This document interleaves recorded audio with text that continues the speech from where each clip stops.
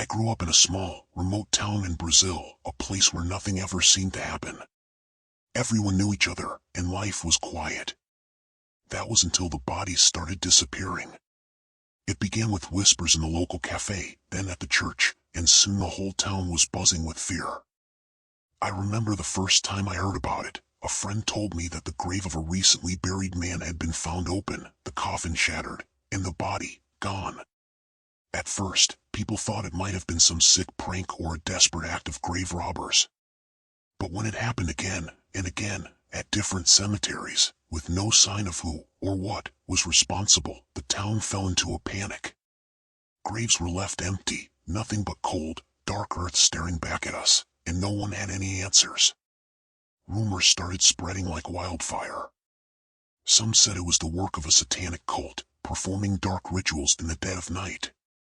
Others whispered about the Mão das Sombras, a shadowy hand that would reach from the depths of the earth to claim the dead. No one wanted to believe it, but the fear was palpable. Every evening, the streets emptied faster, and people locked their doors tight, convinced something evil was lurking just beyond the edges of the fading light. I could feel it, too, a creeping unease, a cold dread that settled in my bones. The air felt heavier, and even the trees seemed to shiver as the sun dipped below the horizon. The whole town was on edge, and no one knew when, or if, it would strike again. We were trapped in our own homes, prisoners to our fear, waiting for whatever was out there to show itself, or worse, come for us. The town began to unravel. It started small, things we tried to brush off.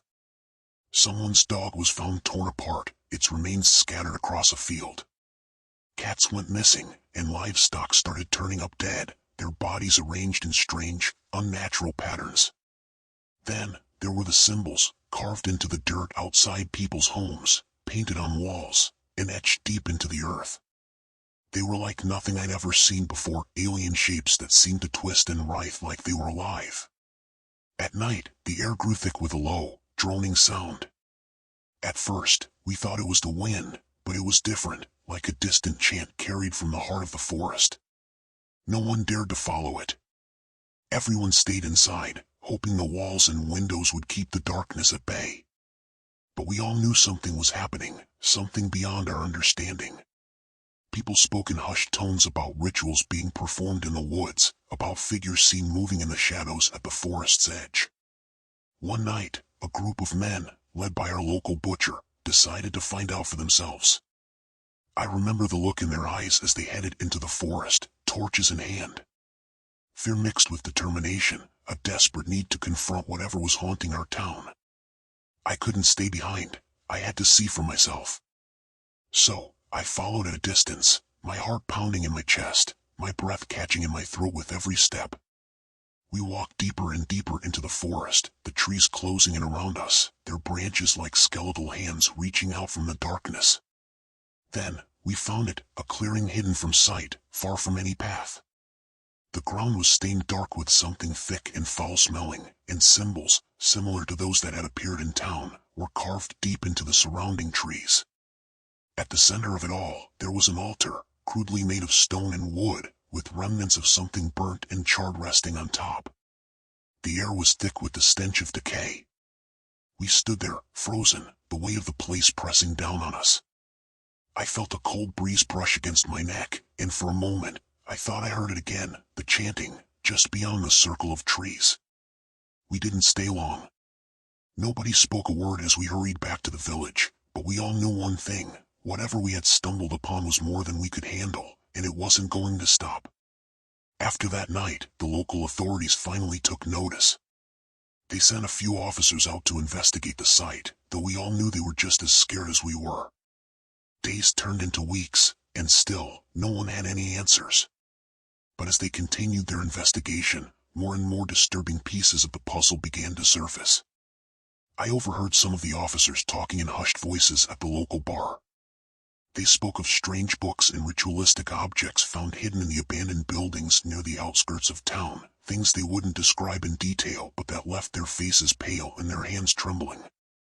And then there were the reports, stories of old cults that once plagued the area, groups that were believed to have vanished or disbanded long ago but that seemed, somehow, to be back from the shadows. I could feel the tension in the air, like a storm building on the horizon. People were on edge, whispering about the cult and its dark practices. Stories of strange figures began to circulate, cloaked people seen wandering near the edges of town at night, slipping through the darkness like shadows. The descriptions varied, but one detail was always the same. They wore hoods pulled low over their faces, and their movements were almost too fluid, too unnatural. A neighbor swore he had seen them watching his house from across the street, just standing there, barely visible in the flickering streetlight, as if waiting for something. Others said they had felt eyes on them as they walked home at night, a cold, creeping sensation that made the hairs on the back of their necks stand up. Some claimed that they had been followed, footsteps echoing in the silence, but when they turned around, there was no one there. One woman, who lived on the edge of the town, told me she had woken up in the middle of the night to find a figure standing in her garden, looking directly at her window. She froze, afraid to move, afraid to blink, just watching.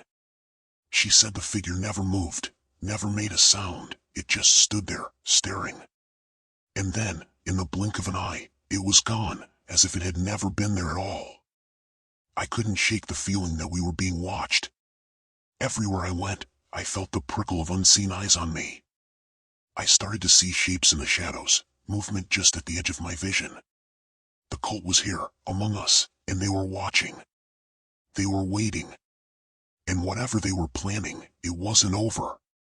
The disappearances, the strange occurrences, the feeling that something was lurking just out of sight, all of it pointed to something darker, something that was far from finished.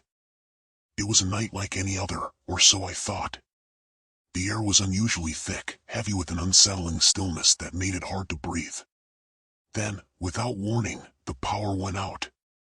The entire town was plunged into darkness, save for the thin sliver of moonlight that barely caught through the thick canopy of trees. At first, it was just an inconvenience. But then, the howling began. At first, I thought it was just the wind, but the sound grew louder, more guttural, almost demonic. It echoed through the empty streets, bouncing off the walls of the houses and filling the air with a sound that made my blood run cold. I remember standing by my window, trying to see through the darkness, my heart pounding in my chest. But there was nothing, just shadows shifting unnaturally, almost as if they were alive, moving with an unnatural speed, darting back and forth in the corner of my vision. Then came the scratching. It started softly, like the sound of tree branches brushing against the side of a house. But it grew louder, more insistent. I heard it coming from the walls, then from the roof above, a frantic, scraping noise that made my skin crawl. I wasn't the only one. I could hear my neighbors shouting, doors slamming shut, children crying. It was as if the whole town was under siege from something unseen, something that crept and crawled just beyond the veil of darkness. And then, I saw them. Pale figures, ghostly white, moving slowly through the darkened streets. Their eyes were hollow, black pits that seemed to suck in the very light around them. I blinked, thinking they were a trick of my imagination, but they didn't disappear. They drifted closer, their faces blank, their mouths open as if they were trying to scream, but no sound came out. They seemed to flicker in and out of existence, like a badly tuned television, appearing and disappearing at will. I wasn't alone in seeing them. The whole town was talking about it the next day, those spectral figures that seemed to hover just outside our windows, the feeling of being watched even when we were locked tight in our homes. Some said they were the spirits of the missing, trapped between worlds by the cult's dark rituals, their souls unable to find peace. I tried to convince myself it was a hallucination, a shared nightmare brought on by fear and stress. But deep down, I knew better. I could feel it in my bones. Those weren't just ghosts, they were something darker, something twisted and angry. And they were here, in our town, unleashed by whatever terrible forces the cult had conjured. And even now, I can't shake the feeling that they're still watching, still waiting, just beyond the edge of the dark. The days that followed were a descent into madness. Panic spread through the town like wildfire. Some people packed their bags and fled, abandoning their homes in the dead of night, convinced that whatever was lurking in the shadows was after them. Others stayed behind, but they weren't the same. Paranoia had gripped their hearts. Every shadow became a threat, every whisper a warning. We locked our doors and windows, double-checking every bolt, but it wasn't enough. You could feel it, the sense that something was watching, something hungry and restless. I knew I should leave, too, but I couldn't. Part of me felt trapped, tied to this place by some unseen force. Or maybe I was just too afraid to move, convinced that leaving would make me an easy target. Then, one night, everything changed. I woke to the sound of chanting. Low, rhythmic murmurs that seemed to seep through the walls. I crept to the window, my hands trembling, and peered out into the darkness. And there they were, cloaked figures gathered in a circle in the middle of the street, their faces hidden beneath dark hoods. My heart pounded in my chest. I wanted to look away, but I couldn't. I was drawn to the sight, a terrible fascination pulling me closer. Suddenly, one of the figures looked up, directly at me, as if they could feel my eyes on them. I stumbled back, panic flooding my veins. The chanting grew louder, a harsh, guttural sound that clawed at my ears. And then I saw it. A shadow, darker than the night itself, rising from the center of their circle. It twisted and writhed, growing larger and more solid, a mass of pure malevolence. Its eyes were empty, yet they burned with a hatred so intense it felt like my soul was being stripped bare. I felt a pressure on my chest, a force pushing me down, and I struggled to breathe. My vision blurred, and I thought I was going to black out. But then, just as quickly as it had begun, the chanting stopped. The shadow creature dissolved into the air, and the figures slowly dispersed, melting back into the darkness from which they came. But I knew it wasn't over. Whatever they had summoned, whatever they had brought into this world, it was still here. I could feel it lurking in the corners, hiding in the spaces between the light and shadow. It had been unleashed, and there was no putting it back. The town fell into a deeper silence after that. More people left. The streets were deserted, the houses dark and empty. The few of us who remained tried to carry on, but it was impossible. We lived in constant fear, jumping at every sound, every flicker of movement. The madness had seeped into our bones, and there was no escape from it. And even now, as I sit in the dark, I can't shake the feeling that I'm not alone. That something is still out there, watching, waiting. The evil that was unleashed here, it's not gone.